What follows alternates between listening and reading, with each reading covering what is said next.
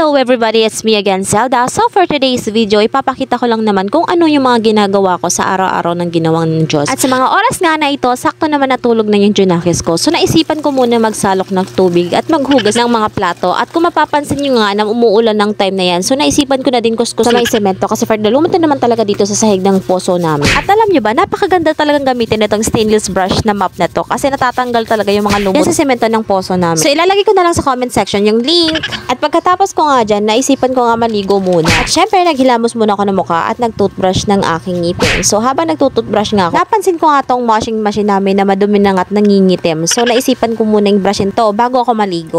At alam nyo ba, so ito na naman tayo sa story time natin na a little bit. So ito nga ang washing na to, nabili ko to last year nung buntis ako. Kasi nasira na nga yung washing machine namin nung time na yun. Sa sobrang katagalan na din naman nga. At habang naglilinis nga ako ng washing machine dyan, narinig ko nga yung boss na anak ko nagising na at tinatawag na nga daw ng mama. So buti na lang talaga nandito yung panganay kong anak at pinagbantay ko muna ng kapatid niya. So kung mapapansin nyo nga, nasira-sira na talaga yung bubong namin kasi hindi ko talaga alam kung papaalis ko ba yan or ipapaalis ko. At nilulubos-lubos ko na nga paglilinis dyan at tinapos ko na din yung paglilinis ng washing machine kasi naisipan ko na naman na labahan yung mga damit at ibababad ko muna yung mga puti. Kumandar naman talaga yung pagiging marupok ko sa gawaing bahay. Ganito talaga pag mga nanay na iiba na talaga yung mga mindset mo sa mga bagay-bagay. Pero hindi naman nga ako tamad nung panahon. Pero alam nyo ba, kasi nung dalaga pa ako, ang hilig-hilig ko talaga magpaganda. Ay naku ba, hindi talaga maiiwasan yun pag dalaga ka. Lalo na nga nung tumuntong ako ng college sa Malabon kasi ako ano talaga yung mga natutunan ko talaga sa mga bisyo. Tandang-tanda ako talaga, hindi ako makakalabas na walang kili at foundation. For almost 2 years ko lang talaga ginawa yun kasi nga nabuntis na ako ng asawa ko. O diba, for the landy ang person. Pero wag niyo ako tutularan mga mika kasi may late talaga na mag-asawa ka na maaga at pagsisisihan niyo talaga sa huli yun.